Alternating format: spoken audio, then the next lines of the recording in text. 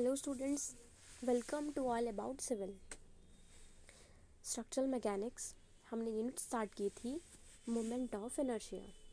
तो इसमें जो बेसिक मोमेंट ऑफ इनर्शिया होता है वो हमने डिस्कस कर लिया था, और सेकंड मोमेंट ऑफ इनर्शिया के बारे में हमने इंट्रोडक्शन लिया था, जो कि अभी हमें और डिटेल में स्टडी करना है। अलग अलग शेप्स के लिए, अलग अलग सेक्शंस के लिए सेकंड मोमेंट ऑफ एरिया हम कैसे फाइंड करते हैं, ये सब हमें कवर करना है। लेकिन उसके लिए एक इम्पॉर्टेंट टॉपिक है रेडियस ऑफ गायरेशन। तो पहले हम पढ़ लेते हैं रेडियस ऑफ गायरेशन कि रेडियस ऑफ गायरेशन क्या होता है। तो जैसे हम मोमेंट ऑफ इनर्शिया फाइंड करते हैं किसी भी एक ऑब्जेक्ट के लिए जो कि किसी एक पर्टिकुलर एक्सिस से एक धुरी के चारों तरफ घूम रहा है, एक एक्सिस के अबाउट रोटेट कर रहा है, घूम रहा है, तो उसके लिए हम मोमेंट ऑफ इनर्शिया फाइंड करते हैं। लेकिन रेडियस ऑफ गायरेशन भी एक डिस्टेंस ही है। वो कौन सा डिस्टेंस है? तो हम यहाँ पर स्टडी करेंगे रेडियस ऑफ गायरेशन के बारे में। रेडियस ऑफ गायरेशन सिंपल सा एक फॉर्मूला है, एग्ज़ाम्स के लिए भी इम्पॉर्टेंट है, और फिर आगे जो जॉब्स वाले एग्ज़ाम्स होते हैं उनके लिए भी रेडियस ऑफ गायरेशन इम्पॉर्टेंट है, क्योंकि क्वेश्चन आता है फाइंड रेडियस ऑफ गायरेशन, और जितनी भी चीज़ें उसके लिए दी रहती हैं डायरेक्ट फार्मूला के बेसिस पर हम रेडियस ऑफ गायरेशन फाइंड कर लेते हैं। तो पढ़ते हैं रेडियस ऑफ गायरेशन क्या होता है। What is radius of gyration? The moment of inertia of a body about an axis is sometimes represented using the radius of gyration. किसी भी बॉडी के लिए जब हम मोमेंट ऑफ इनर्शिया फाइंड करते हैं किसी भी एक्सिस के अबाउट, यानी किसी भी धुरी के अबाउट, तो हम कैसे फाइंड करते हैं? वो फाइंड करते हैं हम रेडियस ऑफ गायरेशन का यूज़ करके। Moment of inertia of a body about an axis is sometimes represented using the radius of gyration. Normal हमने फार्मूला पढ़ा था, उस फार्मूला से भी हम फाइंड कर सकते हैं, लेकिन अगर हमें उस फार्मूला से फाइंड नहीं करना है, हमारे पास रेडियस ऑफ गायरेशन गिवन है, रेडियस ऑफ गायरेशन की वैल्यू हमारे पास पहले से ही है, तो हम रेडियस ऑफ गायरेशन से मोमेंट ऑफ इनर्शिया को फाइंड कर सकते हैं। Now what do you mean by radius of gyration? अब रेडियस ऑफ गायरेशन का मतलब क्या होता है? तो we can define the radius of gyration as the imaginary distance from the centroid at which the area of cross section is imagined to be focused at a point in order to obtain the same moment of inertia. यानी कि इस बात का मतलब क्या है? इस बात का मतलब ये है कि हमारे पास एक एक्सिस है, एक धुरी है जिसके अबाउट कुछ भी रोटेट कर रहा है। सपोज हमने मान लिया कि एक बॉल है, वो बॉल उसके चारों तरफ रोटेट कर रही है, तो मोमेंट ऑफ इनर्शिया तो हमने यहाँ से फाइंड कर लिया था। लेकिन रेडियस ऑफ गायरेशन क्या होता है? रेडियस ऑफ गायरेशन होता है इमेजिनरी डिस्टेंस, यानी कि वो सच में कुछ नहीं है, हमने बस एक डिस्टेंस को इमेजिन किया है कि इमेजिनरी डिस्टेंस कितनी होगी अगर हम जो भी बॉल है या फिर जो भी पार्टिकल है, चाहे वो स्टोन है, चाहे वो बॉल है, चाहे कुछ और पार्टिकल है, तो किसी भी पार्टिकल का जहाँ पूरा मास कॉन्सेंट्रेटेड होगा, यानी कि पूरा मास जितने भी चीज़ उसके अंदर प्रेजेंट हैं वो सब एक जगह पर अगर इकट्ठी हों तो वो कौन सा पॉइंट होगा? एक पॉइंट हमने मान लिया कि बॉल का जो बिल्कुल सेंटर वाला पॉइंट है, अगर हम देखें तो बॉल का जितना भी वेट है, मास है, सारा मास उस पॉइंट पर इकट्ठा रहता है। ऐसे ही कोई स्टोन ले लिया तो स्टोन का एक पॉइंट है जहाँ पर सारा मास उसका कॉन्सेंट्रेटेड है। तो इस टाइप से अगर हमने मान लिया कि सारा मास एक पॉइंट पर इकट्ठा है, तो इस पॉइंट से लेकर उस एक्सिस की दूरी कितनी होगी? इसको हम बोलते हैं रेडियस ऑफ गायरेशन। यानी कि किसी भी मास का अगर हम कोई भी पार्टिकल के मास को अगर हम इकट्ठा कर दें और माने कि ये पूरा फोकस एक पॉइंट पर डाल रहा है, तो उस पॉइंट से लेकर एक्सिस की दूरी कितनी होगी, परपेंडिकुलर दूरी कितनी होगी बीच की, उसको हम बोलते हैं रेडियस ऑफ गायरेशन। और साथ में रेडियस ऑफ गायरेशन में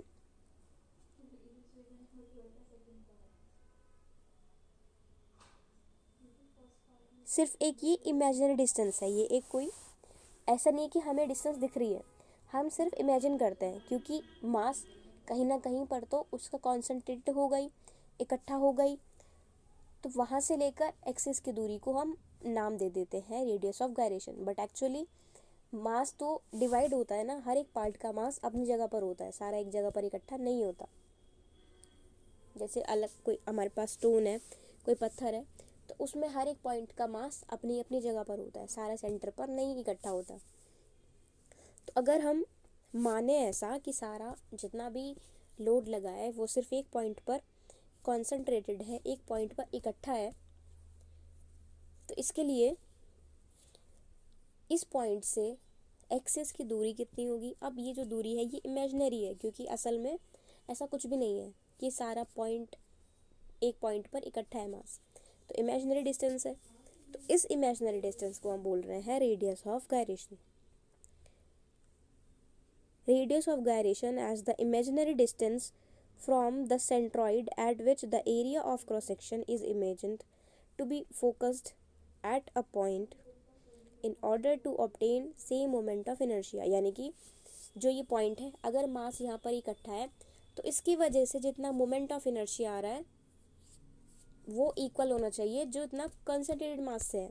यानी कि पूरे मास का कोई मेरे पास एक स्टोन है, तो वो स्टोन एक एक्सिस के चारों तरफ घूम रहा है, तो उस अभी स्टोन का मास हर जगह अलग अलग कंसंट्रेटेड है। अगर उसकी शेप यूनिफॉर्म नहीं है, ज़्यादातर पत्थर की शेप यूनिफॉर्म नहीं होती, कहीं से शेप कैसी होती है, कहीं से कैसी होती, तो वो वैसी शेप है, यूनिफॉर्म नहीं है, एक जैसी नहीं है, अलग अलग शेप है उसकी। तो अब इसका मास हर एक पॉइंट पर अलग अलग है। तो अब इस केस में जितना मोमेंट ऑफ इनर्शिया बनेगा उतना ही बनना चाहिए जब हम सारे मास को एक पॉइंट पर मानकर फाइंड कर रहे हैं। सारे मास को किसी भी बॉडी के एक पॉइंट पर इकट्ठा करके अगर हम कंसीडर कर रहे हैं तो इसको हम बोल रहे हैं रेडियस ऑफ गायरेशन, और ये मोमेंट ऑफ इनर्शिया के इक्वल होना चाहिए एक्चुअल बॉडी के। हिंदी में भी पढ़ लेंगे तो इसमें दिक्कत लेने की ज़रूरत नहीं है कि हिंदी टर्म चाहिए इसकी। इसके बाद इसको हम के से डिनोट करते हैं, रेडियस ऑफ गायरेशन को हम के से रिप्रेजेंट करते हैं। तो ये आपने रीड कर ही लिया होगा,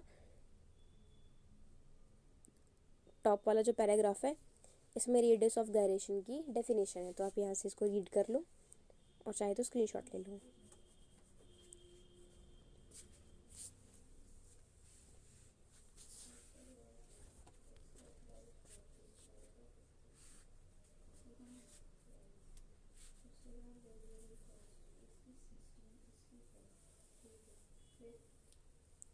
इसके बाद नेक्स्ट है हमारे पास रेडियस ऑफ गायरेशन का फॉर्मूला।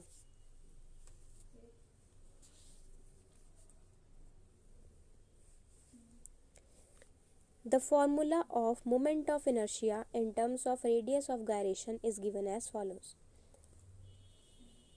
अब अगर कोई हमारे पास ऐसा क्वेश्चन है जिसमें हमारे पास रेडियस ऑफ गायरेशन हमारे पास पहले से ही अवेलेबल है, रेडियस ऑफ गायरेशन पहले से ही है, तो अब हमें इसके लिए मोमेंट ऑफ इनर्शिया फाइंड करना है। तो इसके लिए हम कैसे फाइंड करते हैं, I is equals to M into K का स्क्वायर। आई क्या होता है, आई होता है मोमेंट ऑफ इनर्शिया, एम होता है मास ऑफ द बॉडी, और के क्या होता है, के होता है रेडियस ऑफ गायरेशन। तो अगर जैसे अभी हमने पढ़ा था कि या तो हम सिंपल फार्मूला जो हमने लास्ट लेक्चर में पढ़ा था वहाँ से हम मोमेंट ऑफ इनर्शिया को फाइंड कर सकते हैं, या फिर अगर हमारे पास रेडियस ऑफ गायरेशन मौजूद है, वैल्यू है हमारे पास, तो हम रेडियस ऑफ गायरेशन की मदद से भी मोमेंट ऑफ इनर्शिया को फाइंड कर सकते हैं। तो मोमेंट ऑफ इनर्शिया को कैसे फाइंड कर रहे हैं यहाँ पर, तो यहाँ पर I is equals to M के square, m mass of the body, k हो गया रेडियस ऑफ द गायरेशन। तो यहाँ से के की वैल्यू है हमारे पास और एम की वैल्यू है, तो हम यहाँ से I मोमेंट ऑफ इनर्शिया की वैल्यू इजीली फाइंड कर सकते हैं। बात क्लियर हो गई बिल्कुल। I is equals to M into K square, I यहाँ से फाइंड हो जाएगा। लेकिन अगर हमारे पास रेडियस ऑफ गायरेशन नहीं है और बाकी सब वैल्यूज़ हैं, तो हम रेडियस ऑफ गायरेशन कैसे फाइंड करते हैं, ये देखो इक्वेशन 1 जो है, इक्वेशन 1 है I is equals to M के स्क्वायर, तो यहाँ से हम मोमेंट ऑफ इनर्शिया फाइंड कर रहे हैं। और नेक्स्ट हमारे पास इक्वेशन 2 है, सबसे टॉप में देखो लिखा है k is equals to under root I upon M. अब k होता है रेडियस ऑफ गायरेशन, तो अगर हमें रेडियस ऑफ गायरेशन फाइंड करना है और हमारे पास क्या क्या अवेलेबल है, हमारे पास क्वेश्चन में आई है, मोमेंट ऑफ इनर्शिया है, और m है मास। तो मोमेंट ऑफ इनर्शिया और मास के बेसिस पर हम k की वैल्यू निकाल सकते हैं। तो k is equals to under root I upon M. The unit of the radius of gyration is in mm। अब रेडियस ऑफ गायरेशन की जो यूनिट होती है वो mm में होती है। Bye knowing the radius of gyration one can find the moment of inertia of any complex body equation without any hassle. अब अगर हमारे पास रेडियस ऑफ गायरेशन है तो हम easily moment of inertia find कर सकते हैं, और अगर मोमेंट ऑफ इनर्शिया और मास है तो हम easily radius of gyration find कर सकते हैं। तो k का फॉर्मूला क्या हुआ, k is equals to under root I upon M.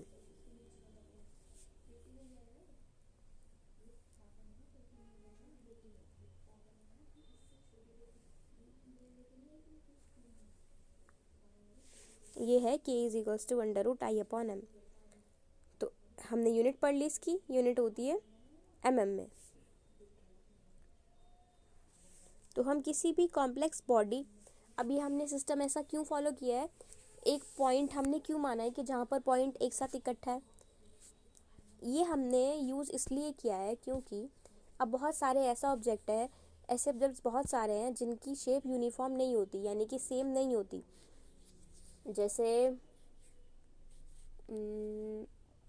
जैसे कुछ भी शेप है जो रेगुलर नहीं है।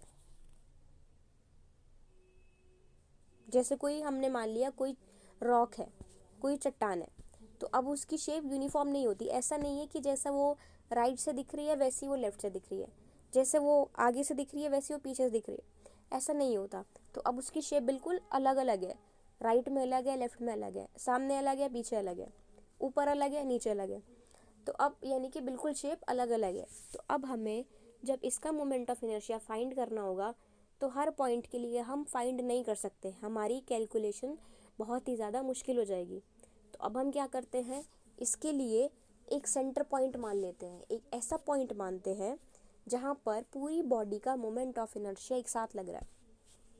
मान लिया हमने कि अब इस पॉइंट में मोमेंट ऑफ इनर्शिया लग रहा है, पूरा मास इकट्ठा बॉडी का वहाँ पर हो रहा है।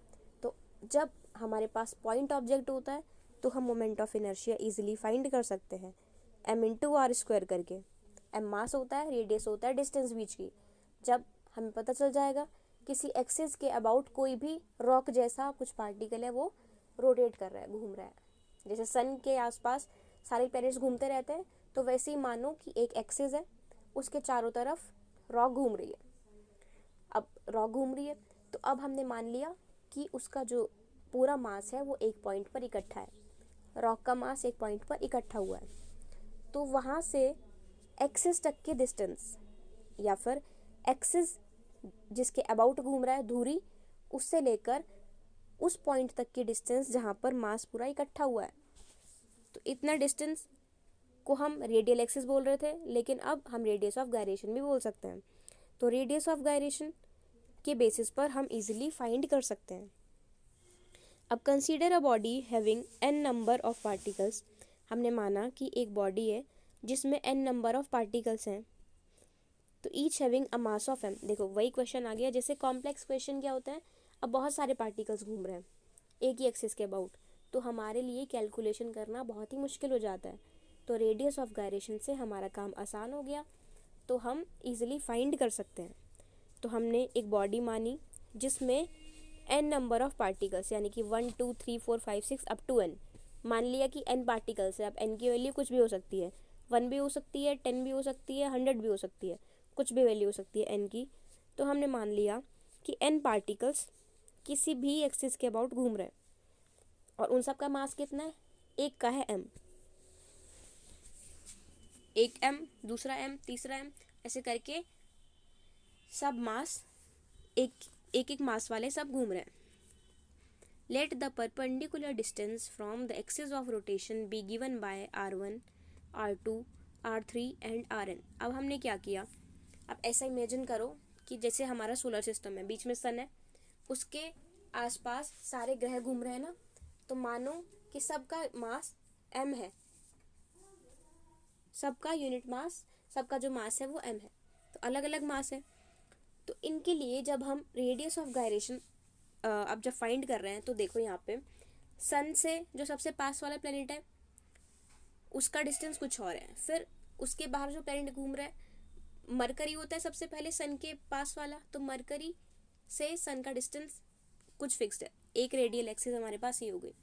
फिर एक दूसरी एक्सिस हुई, मरकरी के बाद आता है विनस, तो विनस से लेकर सन तक जितनी डिस्टेंस है, दूसरी डिस्टेंस हमारे पास ये हो गई। फिर तीसरा अर्थ है हमारी, तो अर्थ से लेकर सन की कितनी डिस्टेंस है, तीसरी रेडियल डिस्टेंस ये हो गई।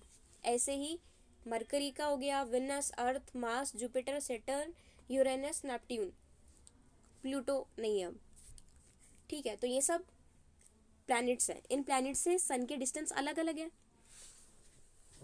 तो हमें एक्सिस ऑफ रोटेशन में ये डिस्टेंस लेनी पड़ेगी। जैसे हम यहाँ पर एग्जांपल कंसिडर कर रहे हैं, इस एग्जांपल को कंसिडर करने के लिए हमने सोलर सिस्टम वाला एग्जांपल लिया, क्योंकि वो हमें अच्छे से पता है। तो हमने मान लिया R1 जो डिस्टेंस है वो सन के जो बिल्कुल पास वाला है उसका डिस्टेंस R1 है, मरकरी है ना सबसे पास, तो मरकरी से डिस्टेंस है R1। फिर मरकरी के बाहर वाला जो प्लैनेट है वो है विनस, विनस और अर्थ के बीच में थोड़ी और डिस्टेंस है, तो ये R2 है। फिर अर्थ है, तो अर्थ और सन के बीच में और ज़्यादा डिस्टेंस है, तो ये R3 है। ऐसे करते करते जितने भी पार्टिकल्स हैं हमारे पास या फिर जितने भी प्लैनेट्स हैं, हमने मान लिया कि n है, तो सबके डिस्टेंस कितनी कितनी हो गई, R1, R2, R3, R4, R5, ऐसे करके हमने मान लिया। We know that the moment of inertia in terms of radius of gyration is given by the equation 1। अभी जो हमने इक्वेशन 1 पढ़ी थी m इंटू आर का स्क्वायर, तो उसके बेसिस पर हम मोमेंट ऑफ इनर्शिया इन सब का फाइंड कर सकते हैं। Substituting the values in the equation, we get the moment of inertia of the body as follows। अब इन सब को अगर हम एक एक का वैल्यू पुट कर दे रहे हैं मेन इक्वेशन में, इक्वेशन 1 देखो, इक्वेशन 1 हमारे पास कौन सी है, इक्वेशन 1 है I is equals to m into K square, m mass है और k रेडियस ऑफ गायरेशन है। ठीक है जी, हमने वैल्यू उठाई और पुट करना शुरू किया। तो देखो सबसे पहले I is equals to m1 into R1 का square plus m2 into R2 का square plus m3 into R3 का square plus m4 into R4 का square plus m5 into R5 का स्क्वायर, ऐसे करते करते अप टू n तक। हमने मान लिया ना कि n है हमारे पास, अब वो n कुछ भी हो सकता है, मान लो कि आपके पास 10 हैं, 10 पार्टिकल्स थे, तो m10 इंटू R10 का स्क्वायर, यहाँ तक हम सबको ऐड कर दिया हमने। अब नेक्स्ट देखो, अब हमने पहले इसमें मान लिया था कि जितने भी पार्टिकल्स हैं सबका मास m है। ऐसा नहीं है कि कोई छोटा है तो उसका मास कम है, बड़ा है तो मास ज़्यादा है, ऑब्वियस सी बात है वो होगा, लेकिन जो अभी हम फिलहाल एग्जांपल डिस्कस कर रहे हैं उसमें सबका मास m है। तो अब हम क्या करेंगे, इस इक्वेशन में m सबका कॉमन है, m1 भी इक्वल है, m2 m3 सब m के इक्वल है। सपोज वेट है 10 न्यूटन, हमने मान लिया कि सबका वेट 10 ही न्यूटन है, क्योंकि हमने मान लिया था कि मास m है। ठीक है, तो यहाँ से हम m को कॉमन निकाल लेंगे क्योंकि मास सबका सेम है। तो I is equals to m into bracket में R1 का स्क्वायर प्लस R2 का स्क्वायर प्लस R3 का स्क्वायर, करते करते करते करते कहाँ तक, Rn का स्क्वायर तक। ठीक है, हम यहाँ तक आ गए। इज इक्वल्स टू, अब यहाँ से फॉर्मूला क्या आएगा, m n। अब m तो हमने कॉमन निकाल लिया था, लेकिन ये कितने का है, ये है n पार्टिकल्स का मास है, एक का तो कॉमन था तो हमने n से मल्टीप्लाई कर दिया और n से ही डिवाइड कर दिया। तो m इंटू n ब्रैकेट में R1 का स्क्वायर प्लस R2 का स्क्वायर प्लस R3 का स्क्वायर अप टू सब का स्क्वायर अपॉन n। अब ये हमने क्यों किया है, n से मल्टीप्लाई डिवाइड, ये अभी हमें समझ में आएगा। तो यहाँ तक हमें बात क्लियर है। इक्वेशन लिख के हमने अलग अलग वैल्यूज़ पुट कर दी, m1 R1 m2 R2 m3 R3 ऐसे करके सारी वैल्यूज़ पुट कर दी और लास्ट में हमारे पास equation I I is equals to, अब जो हमारे पास m इंटू n था, यानी कि m मास था, n पार्टिकल्स का, जैसे कि हमने भी डिस्कस किया था 10 न्यूटन मास है, या मान लो 5 किलोग्राम एक पार्टिकल का है, तो अगर 10 पार्टिकल है मेरे पास तो कितना हो जाएगा 50 किलोग्राम। तो अब यहाँ पर वही चीज़ है कि एक का मास हमें पता है और हमें पता है कितने हमारे पास पार्टिकल्स हैं। एग्जाम्पल के तौर पे हमने डिस्कस किया 5 किलो का एक है और हमारे पास 10 पार्टिकल्स घूम रहे हैं, तो टोटल मास कितना हो गया 10 इंटू 5, 50 किलोग्राम। तो सेम चीज़ हमने यहाँ पे की है। अब m इंटू एन, यानी कि एक का मास था हमारे पास m और कितने थे n नंबर, तो m इंटू एन, तो इसको मल्टीप्लाई करके हम लिख देंगे कैपिटल M। कैपिटल M बड़े M का मतलब है कि ये टोटल मास है, जितने भी पार्टिकल्स हैं अगर हम सबको ऐड कर देंगे, सबके मास को ऐड कर दे रहे हैं, तो हमारे पास वैल्यू आ रही है कैपिटल M। और इसको मल्टीप्लाई कर रहे हैं R1 square plus R2 square plus R3 square plus करते करते करते करते Rn स्क्वायर तक, यानी कि जितने भी हमारे पास रेडियस है सबको हमने ऐड कर दिया और डिवाइड कर रहे हैं n से, क्योंकि ये ऊपर इक्वेशन में ही था n से मल्टीप्लाई और n से डिवाइड। तो यहाँ हम इस टाइप से मोमेंट ऑफ इनर्शिया फाइंड कर रहे हैं। तो ये इक्वेशन फोर्थ इक्वेशन आपको बिल्कुल क्लियर है।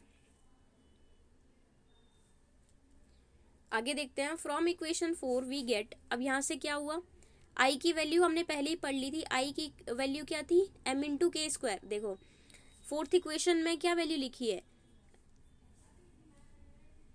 m के। अब फर्स्ट में जाते हैं, फर्स्ट के बेसिस पर फर्स्ट में लिखा है ना i is equals to m K square, तो हमने क्या किया इस वैल्यू में i की जगह वैल्यू पुट कर दी m इंटू के स्क्वायर, और जो सेम वैल्यू थी फोर्थ वाली वो नीचे पुट कर दी राइट हैंड साइड वाली। तो अब यहाँ से हम देख रहे हैं कि m से m कट गया, कैंसिल हो गया, तो k की वैल्यू क्या आई, k की वैल्यू यहाँ से आ गई k is equals to under root R1 square plus R2 square plus R3 square plus up to Rn square divide by n। तो ये सब हमने इन सब का स्क्वायर करके ऐड कर दिया और डिवाइड कर दिया n से, यानी कि जितने भी पार्टिकल्स हमारे पास हैं। तो यहाँ से हमें रेडियस ऑफ गायरेशन की वैल्यू मिल जाती है। From the above equation, we can infer that the radius of gyration can also be defined as root mean square distance of various particles of the body from axis of rotation। देखो आपने maths में बहुत सारी चीज़ें सीखी होंगी, तो एक और चीज़ सीख लो, एक होता है RMS वैल्यू। RMS वैल्यू, अब इसमें RMS का क्या मतलब है, R का मतलब होता है रूट, जैसे हमने इक्वेशन में k is equals to under root किया है तो रूट। फिर मीन क्या होता है, जैसे एवरेज निकालते हैं ना हम किसी भी डेटा का, तो मीन निकालना यानी कि सबको ऐड करके डिवाइड कर देते हैं जितने भी नंबर थे। यानी कि अगर क्लास में हम देख रहे हैं क्लास में कितने बच्चों कितने मार्क्स आए हैं, डिवाइड कर देते हैं जितने भी फिर बच्चे, सपोज क्लास में 100 बच्चे हैं तो हम डिवाइड कर देते हैं 100 से, सबके मार्क्स को ऐड करके, तो हम मीन निकाल रहे हैं। और RMS, R से रूट, M से मीन और S से स्क्वायर, तो हम ये भी बोल सकते हैं कि जो अलग अलग रेडियस की वैल्यू है, अलग अलग एक्सिस की वैल्यू है, इनको हम RMS वैल्यू भी बोल सकते हैं, रूट मीन स्क्वायर भी बोल सकते हैं, क्योंकि k इज इक्वल्स टू, आप फिगर में देखो k की वैल्यू क्या आ रही है, k is equals to under root हो गया, फिर mean R1 square plus R2 square plus R3 square plus up to Rn square divide by n।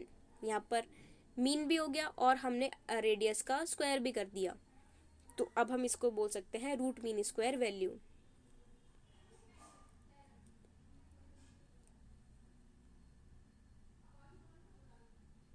Okay next, अब इसका यूज क्या है रेडियस ऑफ गायरेशन का। चलो ये रेडियस ऑफ गायरेशन का यूज क्या है और इसको हम हिंदी में नेक्स्ट लेक्चर में समझेंगे। तो यहाँ तक आपको क्लियर होगा, k की वैल्यू हम RMS वैल्यू भी बोल देते हैं, और साथ में RMS वैल्यू के साथ हम इसको फाइंड कर सकते हैं under root I upon M से। I मोमेंट ऑफ इनर्शिया और M होता है मास। ठीक है, तो यहाँ तक हमें रेडियस ऑफ गायरेशन के बारे में बेसिकली समझ में आ गया। Okay, thank you.